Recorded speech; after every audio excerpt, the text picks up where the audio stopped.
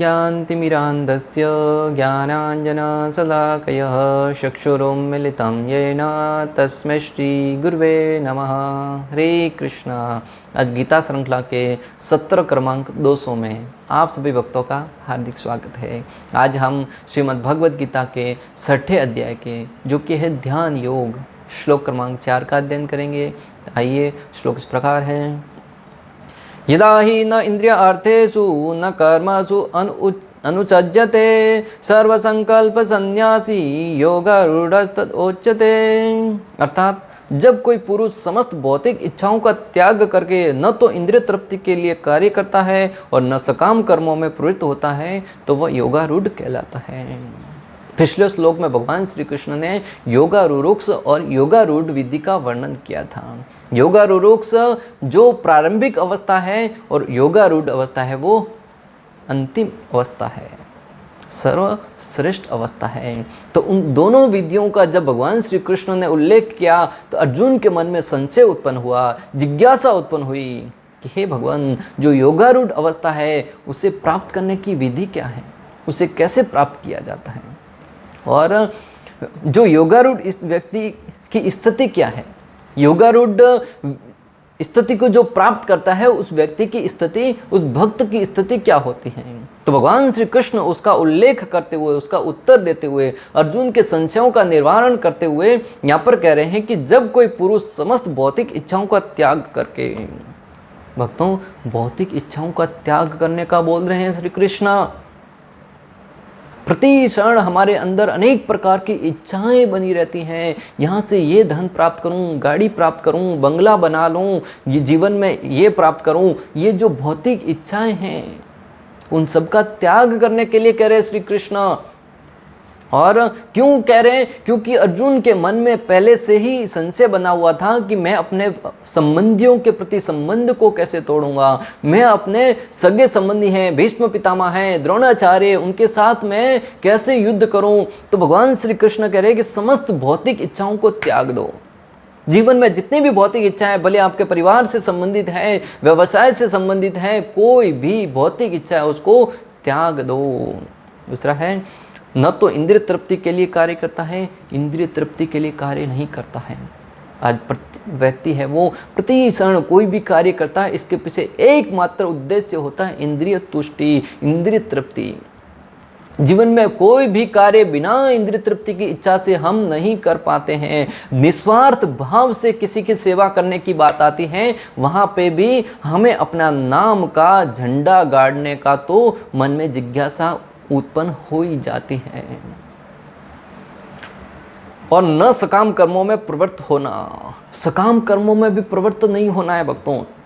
अनेक प्रकार के सकाम कर्मों में प्रवृत्त होने की भी इच्छा नहीं होती, वह व्यक्ति योगारूढ़ कहलाता है। अर्थात वह व्यक्ति भक्ति में सर्वश्रेष्ठ पद प्राप्त किया हुआ रहता है। कहने का तात्पर्य जिसे किसी प्रकार का भौतिक मोह नहीं है, जिसे किसी प्रकार का कोई लालच लोभ नहीं है, वह व्यक्ति पूर्ण रूप से योगारूढ़ कहलाता है। जब मनुष्य भगवान की दिव्य प्रेमा भक्ति में पूरी तरह लगा रहता है तो वह अपने आप में प्रसन्न रहता है। और प्रसन्न रहने की विधि क्या है भक्तों? जब व्यक्ति भगवंत सेवा में लगता है, भगवान की भक्ति में लगता है, तब स्वतः ही आत्म प्रसन्न रहने लगता है। अपने अंदर से ही प्रसन्नता उसे जागृत होती है, कहीं बाहर से प्रसन्नता प्राप्त करने की इच्छा नहीं होती। बहुत बार लोगों को आपने कहते हुए सुना होगा, आज तुमने मुझे दुखी कर दिया, आज तुम्हारे मुख से ऐसे शब्द सुनकर मेरा हृदय है वो विदीर्ण हो गया, मुझे तुमसे ऐसी आशा नहीं थी, मुझे तुमसे ऐसी उम्मीद नहीं थी कि तुम मुझे इतना दुखी करोगे। जब तक हमारे अंदर कहीं बाहर से सुख प्राप्त करने की इच्छा बनी रहेगी, जब तक हमारा ज्ञान ये है कि मैं बाहर से कुछ सुख प्राप्त करूंगा, तब तक जीवन में सुखी नहीं हो पाओगे। क्योंकि प्रति क्षण कोई न कोई व्यक्ति हर समय अपने सुख के बारे में ही सोचता रहता है, और जब व्यक्ति अपने सुख के बारे में सोचता है तब तो दूसरों को कैसे सुखी कर पाएगा। और हम दूसरों से सुख की आशा रखते हैं तो ये तो सरासर हमारे दुख का ही कारण बनेगी। और इस तरह वह इंद्रिय तृप्ति या सकाम कर्म में प्रवृत्त नहीं होता।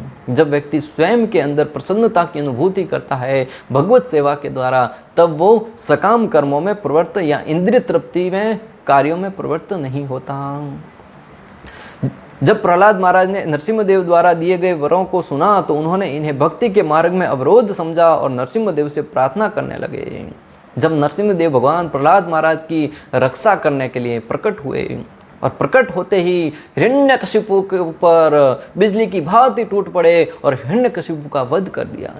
जब नरसिम्हा भगवान उग्र अवस्था में थे तब साक्षात भगवान भोलेनाथ ब्रह्मा जी वहां पर उनको शांत करने के लिए आए और यहाँ तक कि स्वयं लक्ष्मी जी जो हमेशा भगवान की शरणों की सेवा में लगी रहती है वो भी उनके पास जाने के लिए भयभीत थी, डर रही थी कि मैंने तो भगवान का ये रूप कभी नहीं देखा, इतना विकराल रूप। उनका सर है वो सिंह का है, शरीर है वो मनुष्य का है। ऐसा विकराल रूप देखकर प्रत्येक मानव है वो भयभीत था। उस अवस्था में निर्भय प्रहलाद महाराज उनकी शरण में जाते हैं और नरसिम्हदेव भगवान जिन्होंने अभी हिरण्यकशिपु का वध किया है, अपने नाखूनों से उसके पेट को फाड़कर उसकी आंतड़ियां बाहर निकाली है, प्रहलाद महाराज अपने भक्त के सर पर हाथ रखते हुए उसके शरीर को चाटने लगते हैं, उसको अपने गोद में बिठाकर उसे दुलार करने लगते हैं। एक पिता की भांति जैसे पिता अपने नन्हे से पुत्र को गोदी में बिठाकर उसके लाड प्यार करता है, उसके बालों को सूंघता है, उसके शरीर को निहारता है, उसी भांति परम पिता परमेश्वर भगवान श्री नरसिम्हदेव प्रहलाद महाराज को अपने पुत्र की भांति प्रेम करते हैं। और जब नरसिम्ह भगवान शांत हो जाते हैं तब प्रहलाद महाराज से कहते हैं कि मांगो, तुम वर मांगो मुझसे, मैं सर्वोच्च भगवान प्रकट हुआ हूं तो तुम मुझसे वरदान मांगो। भक्तों, जब भगवान प्रकट होते हैं, भगवान के भक्त प्रकट होते हैं तो वरदान दिए बगैर नहीं जाते, और आप और हम प्रकट होते हैं तो कुछ पाए बिना नहीं जाते। तो भगवान ने कहा कि तुम मांगो मुझसे, मांगने में मुझे प्रसन्नता होगी, तुम मांगोगे और मैं तुम्हारी इच्छाएं पूर्ण करूंगा। तो प्रहलाद महाराज भगवान नरसिम्हदेव से प्रार्थना करते हुए कहते हैं, मां मां प्रलोभयोत्तप्य संतकामेषु ते वरे तत्संगवितो निर्विण्णो मुमुक्षु स्वात्म उपाश्रितः। श्रीमद् भागवतम 7.10.2 में प्रहलाद महाराज भगवान नरसिम्हदेव से प्रार्थना करते हुए कहते हैं, हे प्रभु, हे पूर्ण पुरुषोत्तम भगवान, नास्तिक परिवार में जन्म लेने के कारण मैं स्वभावतः भौतिक भोगों के प्रति अनुरक्त हूँ।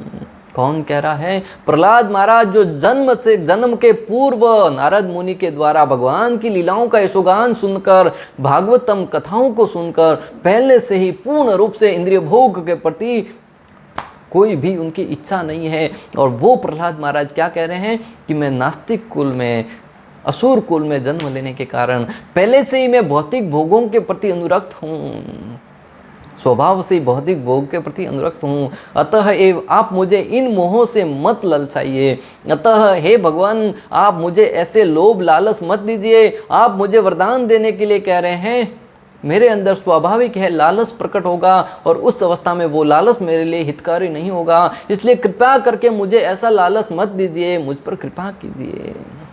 मैं भौतिक दशाओं से अत्यधिक भयभीत हूँ, मैं अपनी भौतिक दशाओं से अत्यधिक भयभीत हूँ। प्रहलाद महाराज जो उन्नत अवस्था में वो कह रहे हैं कि मैं भौतिक दशाओं से भयभीत हूँ और भौतिकवादी जीवन से मुक्त होने का इच्छुक हूँ, और भौतिकवादी जीवन से मुक्त होने का इच्छुक हूँ। मैं इस जन्म मृत्यु जरा व्याधि के चक्र से निकलकर, मनुष्य जन्म से निकलकर मैं भगवत धाम आपकी सेवा में आना चाहता हूँ। और आप और हम अनेक जन्म जन्मांतर इसी शरीर में बने रहकर 7 जन्मों तक रिश्ता बनाए रखना चाहते हैं। और दूसरी तरफ प्रहलाद महाराज हैं जो ज्ञान की उन्नत अवस्था को प्राप्त किए हैं, भगवान से प्रार्थना करते हैं कि मुझे अभी इस भौतिक जगत में रहने की कोई इच्छा नहीं है। यही कारण है कि मैंने आपके शरण कमलों की शरण ग्रहण करी है। एकमात्र कारण यही है कि मैं इस भौतिक देह का त्याग करके मैं आपकी सेवा में आना चाहता हूँ, मैं भगवत धाम जाना चाहता हूँ। मात्र इसी उद्देश्य से मैंने आपकी शरणों की शरण ग्रहण करी है। बाकी मेरा कोई उद्देश्य नहीं है कि मैं आपसे भौतिक भोग प्राप्त करना चाहूँ, इसके लिए मैंने भक्ति नहीं करी। जैसे आज की तारीख में हम भगवान की भक्ति करते हैं, साधना करते हैं, और उस अवस्था में अगर हमें धन प्राप्त हो जाता है, हम बड़े प्रसन्न हो जाते हैं, भगवान ने मेरी भक्ति का फल दे दिया। परंतु भक्तों, प्रहलाद महाराज कह रहे हैं मुझे भौतिक लाभ की कोई आकांक्षा नहीं है। वृंदावन की घटना भक्तों, वृंदावन का एक कथा फल बेचने वाली गोकुल की गलियों में घूम घूम कर फल बेच रही थी। कोई फल ले लो, फल ले लो, फल ले लो। जब नंद बाबा के घर के आंगन के आगे से गुजर रही थी, श्री कृष्ण ने उस माता की पुकार को सुना। अपने भक्तों की पुकार को सुनकर कन्हैया दौड़े चले आते हैं। जो भक्त प्रेम भाव से, उत्कंठा से भगवान को पुकारता है, आज की तारीख में भी अगर कोई भक्त पूर्ण प्रेम के साथ, उत्कंठा के साथ भगवान श्री कृष्ण के नामों का ईशोगान करता है, हरे कृष्णा कृष्णा कृष्णा हरे हरे, हरे राम राम राम हरे हरे, निश्चित रूप से भगवान श्री कृष्ण हमारे हृदय में विराजमान होते हैं। निश्चित रूप से भगवान श्री कृष्ण उस पुकार को सुनते हैं और उस पुकार को सुनकर दौड़े चले आते हैं। मात्र आवश्यकता है तो ध्यान पूर्वक, प्रेम पूर्वक, भक्ति पूर्वक भगवान के नाम को उच्चारण करने का। भगवान श्री कृष्ण कहते हैं कि अगर कोई व्यक्ति प्रेम पूर्वक, भजताम प्रीति पूर्वकम, प्रेम पूर्वक मेरे नाम का भजन करता है तो मैं दौड़ा चला आता हूँ। उस फल बेचने वाली मैया ने जैसे ही कहा कोई फल ले लो, फल ले लो, श्री कृष्ण अपने भक्तों की पुकार को सुनकर घर के अंदर से धान, हाथ में कुछ बाजरी या गेहूं लेकर फल लेने के लिए जाने लगे। पहले रुपए पैसे नहीं थे, धन के बदले में कुछ भी वस्तु प्राप्त किया जाता था। जिस श्री कृष्ण को अच्युत कहा जाता है, जिनके हाथ से कुछ भी फिसलता नहीं है, जिन्हें अच्युत कहा जाता है, उनके हाथ से आज धान है वो गिर रहा है, इधर से गिर रहा है, इधर से गिर रहा है, नन्हे से छोटे छोटे हाथ है, उसमें से धान है वो फिसलता जा रहा है। भगवान है वो मनमोहक लीला कर रहे हैं। जैसे ही धान लेकर बाहर उस मैया के पास आए, हाथ में कुछ गिने सुने दाने ही बचे थे जिसे बड़ी आसानी से गिना जा सके। मैया से कहा, लो ये धान मुझे फल दे दो। मैया भगवान श्री कृष्ण को देखने में मंत्रमुग्ध हो गई। भगवान के चेहरे को एक टक निहार रही थी और अपने फल को दे रही थी। श्री कृष्ण के नन्हे नन्हे हाथों में फल नहीं आ रहे थे, उसकी झोली में डाल रही थी, एक हाथ में डाल रही थी, फल गिर रहा था, फिर भी मैया श्री कृष्ण के मुखमंडल को निहारते हुए फल दे रही थी। देते देते पूरी टोकरी खाली कर दी। भक्तों, बहुत ही सुंदर सिद्धांत स्थापित हो रहा है कि जब भगवान को देने की बात आए तब अपना सर्वस्व लुटा देना चाहिए। उस माता ने अपने जीवन की एक भी परवाह किए बगैर सारे फल एक एक करके श्री कृष्ण को न्यौछावर कर दिए। आप और हम भक्तों, जीवन में जब भगवान को देने की बात आती है तब जेब में चवन्नी और अठन्नी ढूंढते हैं कि भगवान को धन की क्या आवश्यकता है। बड़ी मुश्किल से कोई अगर जेब के अंदर से नोट निकल जाए तो उस नोट में भी फटा हुआ नोट ढूंढेंगे कि हुंडी में डाल देंगे, कौन देखेगा। जो नोट कहीं नहीं चलता है वो नोट हुंडी में डाल देते हैं। 500 और 1000 के नोट बंद हुए, लोगों ने जीवन भर कभी 500 का नोट हुंडी में नहीं डाला था, वह व्यक्ति भी जाकर हुंडी में 500 और 1000 के नोट डाल रहा था। मंदिर के व्यवस्थापकों को बड़ी ही लज्जा के साथ लिखना पड़ा कि पुराने नोट जो बंद हो गए उनको हुंडी में न डाले। भक्तों, यहाँ पे बात हो रही है कि उस माता ने अपना सर्वस्व श्री कृष्ण के ऊपर लौटा दिया। और जब भगवान श्री कृष्ण को सारे फल दे दिए और श्री कृष्ण ने वो फल लेकर अपने घर के आंगन के अंदर प्रवेश करे और माता है वो अपनी टोकरी को उठाकर अपने घर की तरफ पलायन करे। जा रही थी यमुना किनारे जाकर, जैसे ही यमुना को पार करने के लिए टोकरी को नीचे उतारकर ठीक से वस्त्र व्यवस्थित करने के लिए लगी, जैसे ही टोकरी को पुनः उठाने लगी, देखा कि टोकरी है वो वजन से भारी हो गई। और उन्होंने जैसे ही अंदर झांक कर देखा, उसके अंदर हीरे मोती अनेक प्रकार के जवाहरात हैं, अनेक प्रकार के आभूषणों से टोकरी है वो भर गई। भक्तों, आप और हम होते तो बड़े प्रसन्न हो जाते कि श्री कृष्ण ने मेरी भक्ति का फल मुझे प्रदान कर दिया।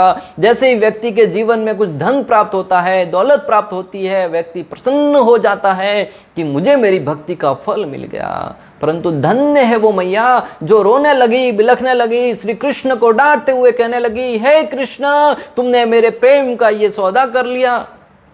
क्या मैं इसीलिए तुम्हारे पास आई थी? इसीलिए मैंने तुम्हें फल दिए थे कि उसके बदले में तुम मुझे कुछ गहने दे दो, कुछ आभूषण प्रदान कर दो। तुमने मेरे प्रेम को ठुकरा दिया। ऐसे कहकर रोने लगी, विलाप करने लगी कि आज मैं लुट गई।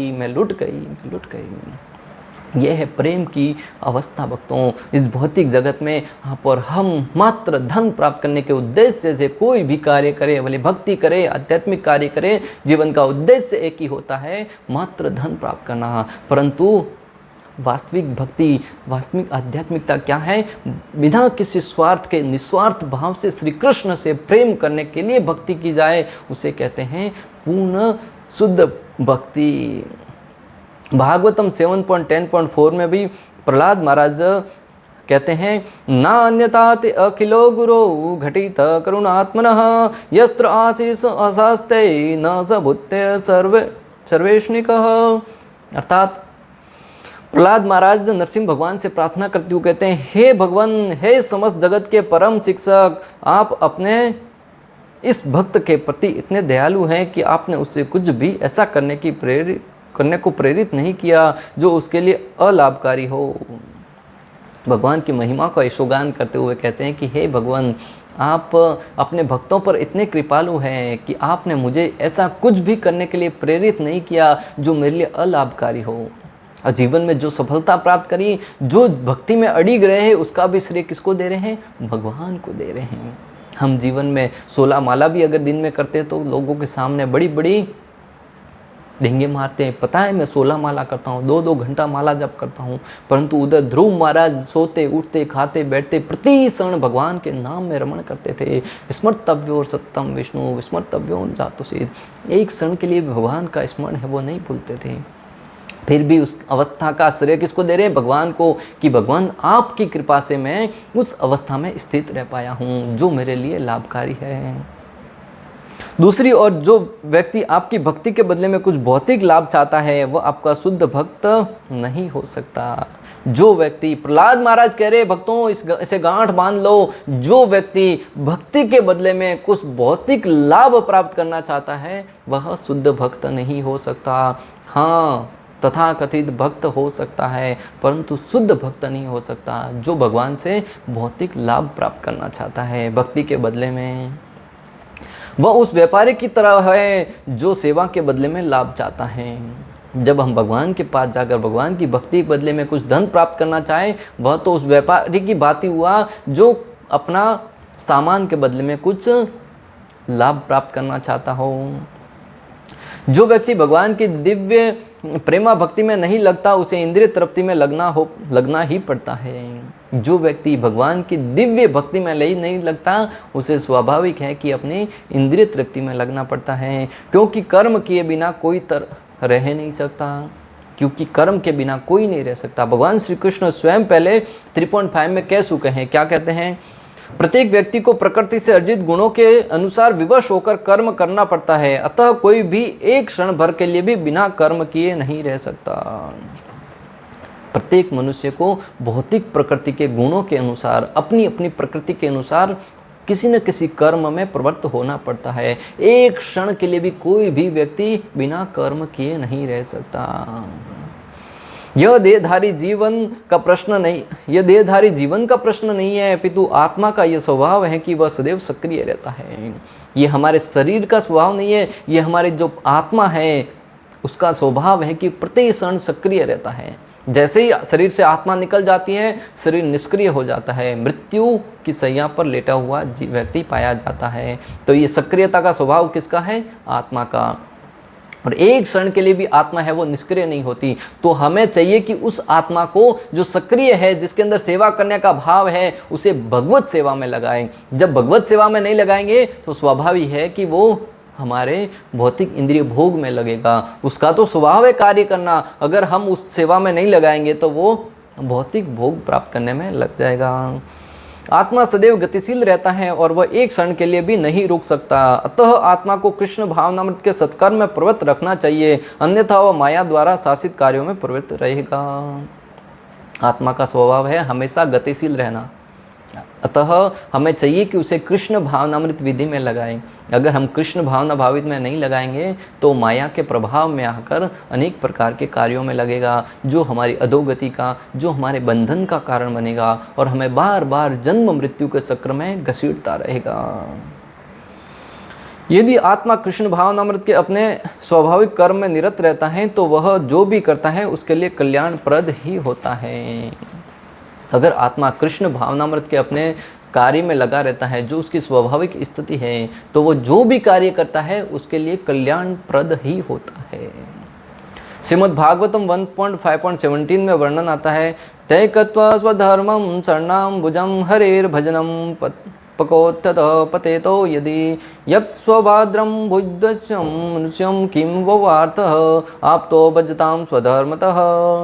अर्थात यदि कोई कृष्ण भावनामृत अंगीकार कर लेता है तो भले ही वह शास्त्र अनुमोदित कर्मों को न करे अथवा ठीक से भक्ति न करे और चाहे वह पतित भी हो जाए तो उसमें उसकी हानि या बुराई नहीं होती। अगर कोई व्यक्ति कृष्ण भावनामृत अंगीकार करता है, उस अवस्था में वो भले ठीक से भक्ति नहीं कर रहा है, अपने जो कार्य हैं वह भी नहीं कर रहा है, उस अवस्था में भी उसके जीवन का कोई हानि नहीं होता है। हो सकता है कि शास्त्रों में बताए अनुसार, विधि विधान के अनुसार वह जीवन में कार्य नहीं कर रहा है, फिर भी उसके जीवन का कोई अहित नहीं होता, जीवन की सर्वश्रेष्ठ अवस्था प्राप्त करता है। दृष्टांत भक्तों, ब्राह्मण पत्नियों का दृष्टांत आता है कृष्ण लीला में। जब भगवान श्री कृष्ण अपने गोप सखाओं के साथ, बलराम जी के साथ एक दिन गैया को सराहने के लिए जाते हैं, उस दिन भोजन साथ में नहीं लेके जाते हैं। तो सखा है वो कहते हैं कृष्ण हमें भूख लगी है, कुछ भोजन की व्यवस्था कर लो। भगवान श्री कृष्ण कहते हैं कि नज़दीक में ब्राह्मण है, वो यज्ञ कर रहे हैं, उस ब्राह्मणों से जाकर मांग लो। तो ब्राह्मणों के पास मांगने जाते हैं, ब्राह्मण है वो मना कर देते हैं, ये कहकर मना कर देते हैं कि अभी हमारा यज्ञ संपन्न नहीं हुआ है। लौट कर वापिस आते हैं, श्री कृष्ण से कहते हैं कि उन्होंने तो मना कर दिया। तब भगवान श्री कृष्ण उन्हें ब्राह्मण पत्नियों के पास भेजते हैं और ब्राह्मण पत्नियों से जब मांगते हैं, ब्राह्मण पत्नियां स्वयं श्री कृष्ण का नाम सुनकर समस्त प्रकार की भोज्य सामग्री स्वयं उठाकर लेके आती हैं और श्री कृष्ण को अर्पित करती हैं। उस माताओं का कर्तव्य था कि वो अपने पतियों की आज्ञा का पालन करें, परंतु वो अपने जीवन की उस आज्ञाओं को तोड़कर श्री कृष्ण की सेवा में लगी। वह सेवा हो सकता है कि शास्त्र अनुमोदित न हो सकता है कि शास्त्रों में वर्णन आता है कि पहले यज्ञ में अर्पित की जाएगी, उसके बाद उस वस्तु को किसी प्रदान की जाएगी, परंतु उनका उद्देश्य क्या था? श्री कृष्ण को प्रसन्न करना। और यज्ञ का उद्देश्य क्या होता है? श्री कृष्ण की प्रसन्नता। तो उनका कार्य वो सर्वश्रेष्ठ माना गया। और दूसरी तरफ यदि वह शास्त्र अनुमोदित सारे कार्य करे और कृष्ण भावना भावित न हो तो ये सारे कार्य उसके किस लाभ के?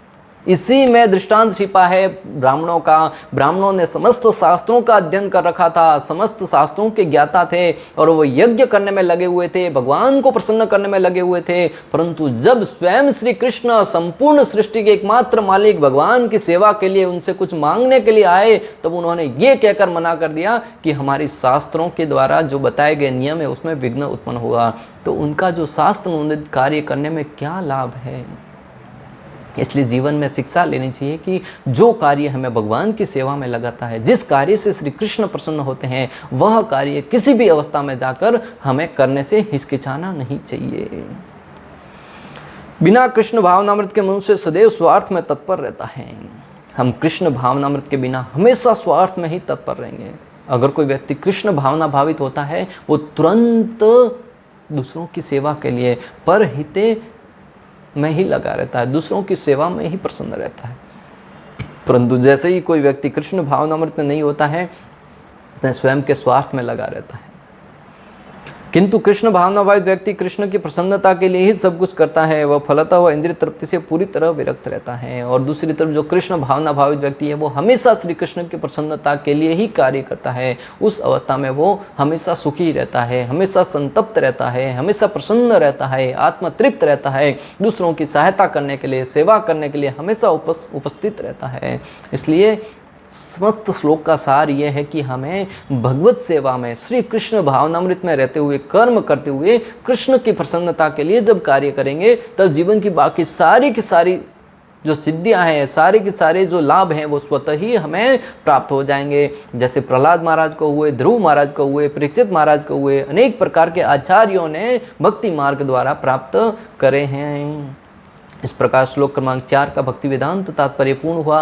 अंत तक हमारे साथ बने रहने के लिए आप सभी का हृदयपूर्वक, प्रेम पूर्वक बहुत बहुत धन्यवाद। श्रीला प्रभुपाद की जय, श्री श्री राधा गोपीनाथ भगवान की जय, श्रीमद् भगवद गीता की जय। हरे कृष्णा कृष्ण कृष्ण हरे हरे, हरे राम